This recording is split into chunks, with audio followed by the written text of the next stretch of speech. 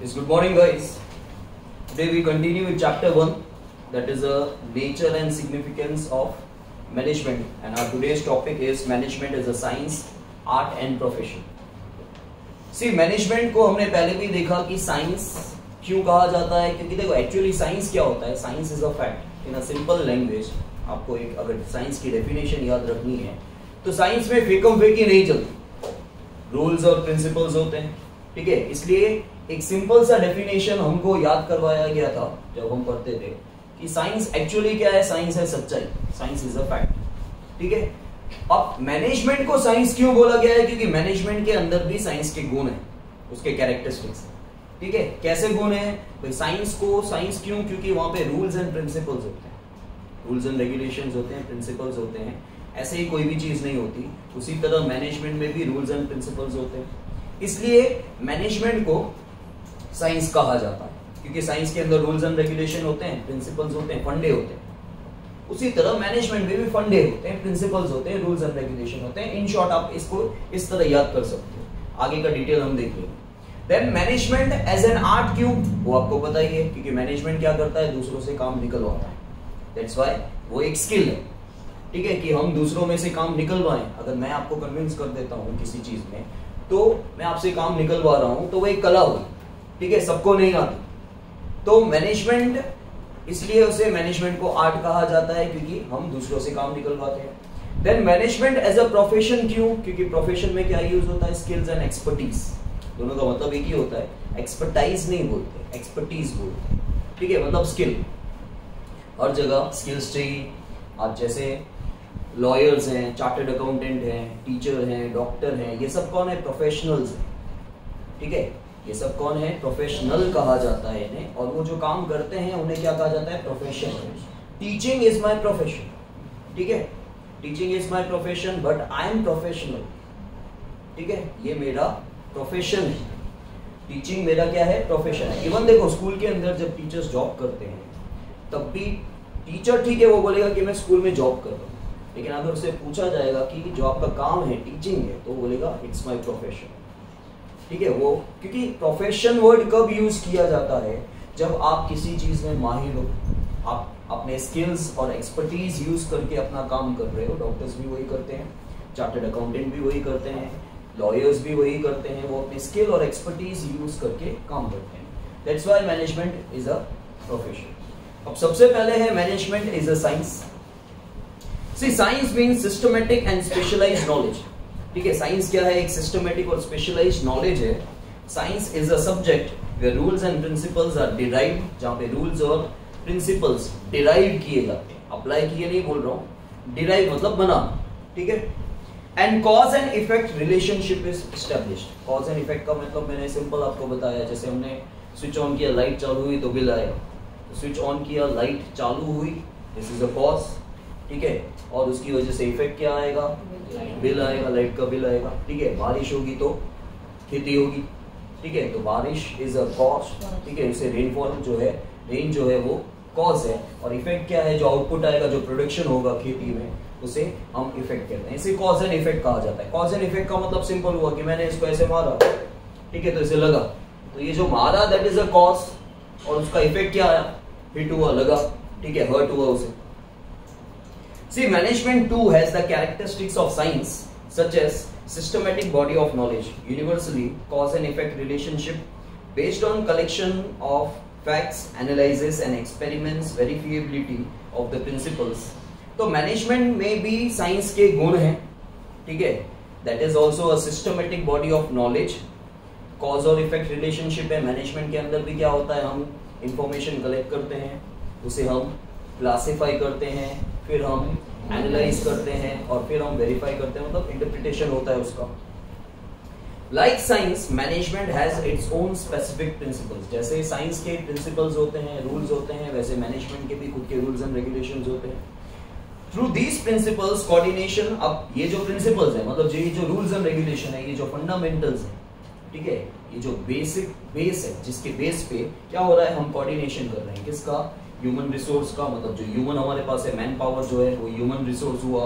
Machines का, capital का, method का, इन सब का कोऑर्डिनेशन किसके थ्रू होता है, मैनेजमेंट के थ्रू होता है, मैनेजमेंट के रूल्स के थ्रू होता है, ठीक है। Thus management is a science according to Dr. George Terry, words याद रखना, अकॉर्डिंग टू डॉक्टर जॉर्ज टेरी कहते हैं कि साइंस हमको ये सिखाता है टू नो, ठीक है। साइंस टीचेस वन मतलब हम लोगों, ठीक है, science teaches one to know, ठीक है। उसी तरह आर्ट में डॉक्टर, जब हम ये देखेंगे आगे चल के कि मैनेजमेंट एज एन आर्ट, वहां पे डॉक्टर जॉर्ज आर टेरी उनका पूरा नाम है, ठीक है, वो कहते हैं arts teaches one to do, यहाँ पे है टू नो, वहां पे है to do. Now see management is an art. Art means employment of skills and expertise of an individual. देखो आर्ट क्या है, एम्प्लॉयमेंट किसका, अब तुम एम्प्लॉयमेंट का मतलब एक ही समझते हो नौकरी, भाई एम्प्लॉयमेंट का मतलब हर जगह नौकरी नहीं होता, यहाँ पे आर्ट का मतलब है तुम अपनी कला को यूज कर रहे हो। Employment of what, employment of skill and expertise of an individual, बंदे के अंदर जो भी कला है, स्किल है, एक्सपर्टीज है, उसे यूज करना, उसे एम्प्लॉयमेंट कहा जाता है, ठीक है। अगर आप कहीं पे नौकरी जा रहे हो तो आप इसको खाली ऐसे ही नहीं बोल सकते, आप बोल सकते हो मैं वहां पे एंगेज हूं, ठीक है, मैं वहां पे एंगेज हूं। अब तुम बोलोगे सर एंगेज का मतलब तो अलग होता है एंगेजमेंट, तो उसका मतलब भी वही होता है कि ये बंदा वही रिजर्व हो गया है, ये बैचलर नहीं है। हम एंगेजमेंट क्यों बोलते हैं कि ये बंदा एंगेज हो गया है। आप टेबल पे आप देखते हो रिजर्व लिखा होता है, होटल्स में जाते हो कि ठीक है भाई ये रिजर्व है, ये खाली नहीं है। आप ट्रेन के अंदर रिजर्वेशन करवाते हो, भाई वो सीट रिजर्व है, खाली नहीं, पैक हो चुकी है। समझ में आया? तो हर चीज एक ही होती है। तो एम्प्लॉयमेंट का मतलब होता है एक तरह से एंगेज, जो आप यूज करना, आप अपनी स्किल्स और एक्सपर्टीज को यूज कर रहे हो, उसको बोलते हैं art. But to implement the skill one should have also theoretical knowledge, ठीक है। अब देखो काफी बंदों के पास थ्योरेटिकल नॉलेज नहीं होता, और काफी बंदे जो हैं जिनके पास प्रैक्टिकल नॉलेज अच्छा होता है, ठीक है। और लेकिन यहाँ पे क्या बोला गया है कि आपके पास प्रैक्टिकल के साथ थ्योरेटिकल नॉलेज होना भी जरूरी है। जैसे देखो आपने कोई यूनिवर्सिटी से टॉप किया हो, और उस यूनिवर्सिटी में से भले ही आपने बहुत अच्छे से टॉप किया, लेकिन स्टिल आपने प्रैक्टिकली काम नहीं किया है बाहर जाके, तो you don't have a practical knowledge. और एक बंदा जो 30 सालों से काम कर रहा है, शायद उसके पास थ्योरेटिकल नॉलेज तब नहीं हो, बिना डिग्री के काम कर रहा हो, लेकिन उसके पास प्रैक्टिकल नॉलेज अच्छा है, उसे ज्यादा पता। जैसे अगर आप थ्योरेटिकली रीड कर लेते हो कि चाय ऐसे बनती है, लेकिन चाय बनाना, उसको ऑब्जर्व करना, सिम पे रखना, फास्ट पे रखना, मिड पे रखना, घुमाना, ठीक है, वो चीज अलग हो जाती है, वो सब बुक में नहीं लिखा हो, तो वो आपका ऑब्जर्वेशन, ठीक है। तो प्रैक्टिकल नॉलेज के साथ थ्योरेटिकल नॉलेज जब होता है तो आपको वो चीज सपोर्ट करती है। समझ में आया? जैसे मैं नाम नहीं लेता, लेकिन एक मैकेनिक है, ठीक है, 2 व्हीलर का मैकेनिक है, उनके पास आई डोंट थिंक कि वो पढ़े लिखे हैं, लेकिन वो डॉक्टर की तरह गाड़ी की एक एक नस के बारे में आपको बताते हैं। जब मैं गाड़ी ठीक करवाता हूँ, उनके पास theoretical knowledge I don't think है कि उन्होंने कोई वैसी स्टडी की है, लेकिन उनके पास प्रैक्टिकल नॉलेज इतना ज्यादा है, और वो बाकायदा वो ह्यूमन बॉडी के साथ गाड़ी की बॉडी को कंपेयर करके एक एक चीज आपको समझाएंगे, भले समझ में आएगी नहीं आए, ठीक है। तो मुझे उस बंदे का एक्सप्लेनेशन बहुत अच्छा लगता है कि वो बंदा एक एक चीज बॉडी के साथ कनेक्ट कर रहा है कि वो बोलेंगे जैसे आपके बोले वेन्स हैं, वैसे बोले ये पाइप है, जैसे खून बहता है, बोले ऐसे ऑयल जाता है ना पेट्रोल जाता है, इतना डीपली एक्सप्लेन करता है बंदा, ठीक है। तो उसे प्रैक्टिकल नॉलेज अच्छा है। अगर उसके पास थ्योरेटिकल नॉलेज होता साथ में तो और भी ज्यादा सपोर्ट करता।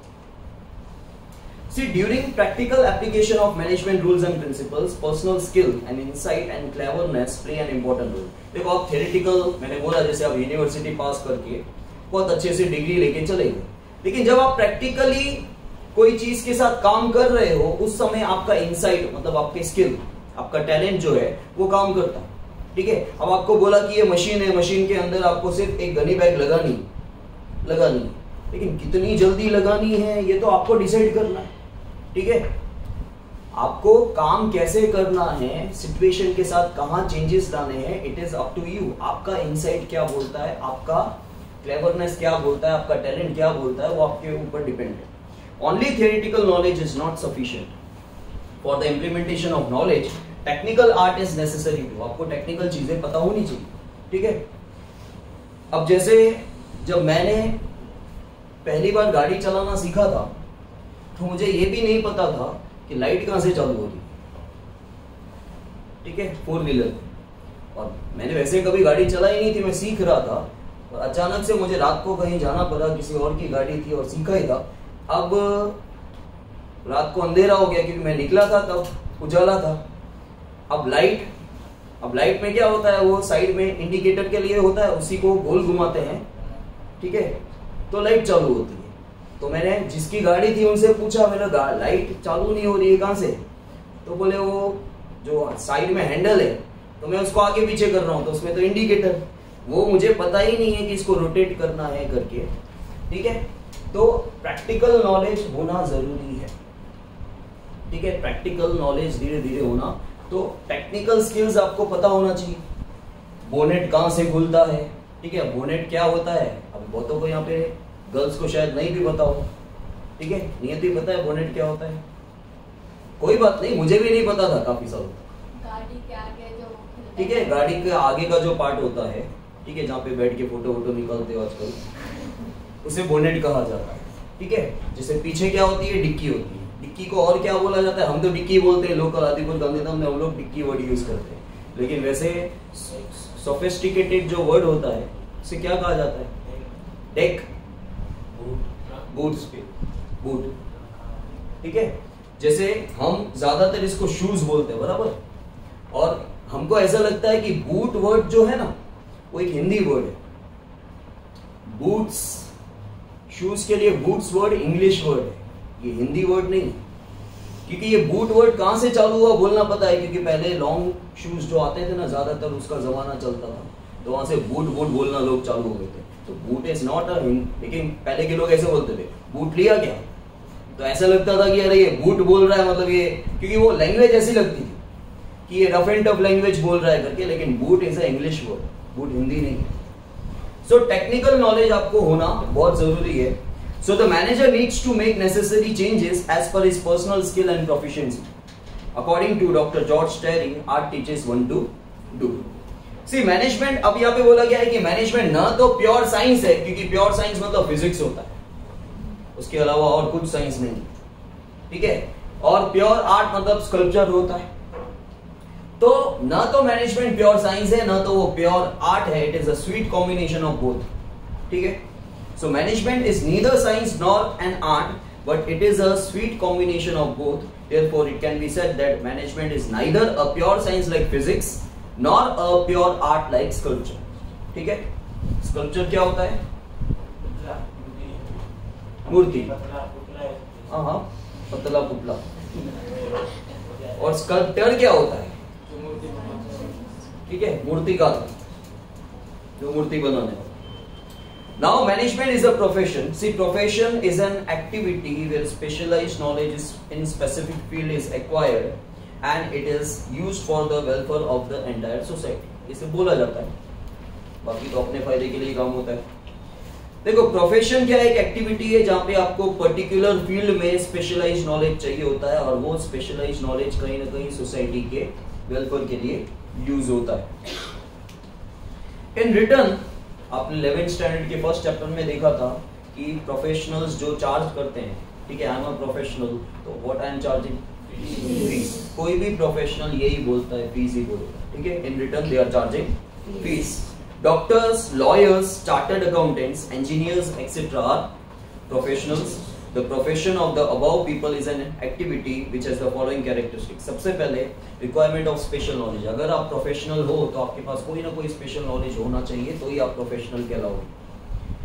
As per nature of profession, specialized knowledge is required in it. Example, LLB degree for the profession of lawyer, MBBS, MD, master in surgeon, ठीक है, MS, ये सब डॉक्टर्स के लिए जरूरी है। और वैसे ही आपको मैनेजमेंट का ज्ञान अगर चाहिए तो BBA, MBA, ठीक है।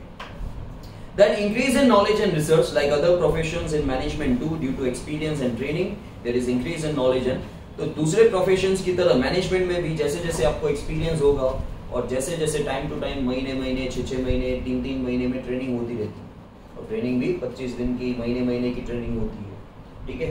तो वैसे वैसे आपका नॉलेज इंक्रीज होता जाएगा। प्रोफेशनल एसोसिएशन, देखो हर किसी का एक ग्रुप बना हुआ है, जैसे चार्टर्ड अकाउंटेंट के लिए ICAI, ठीक है।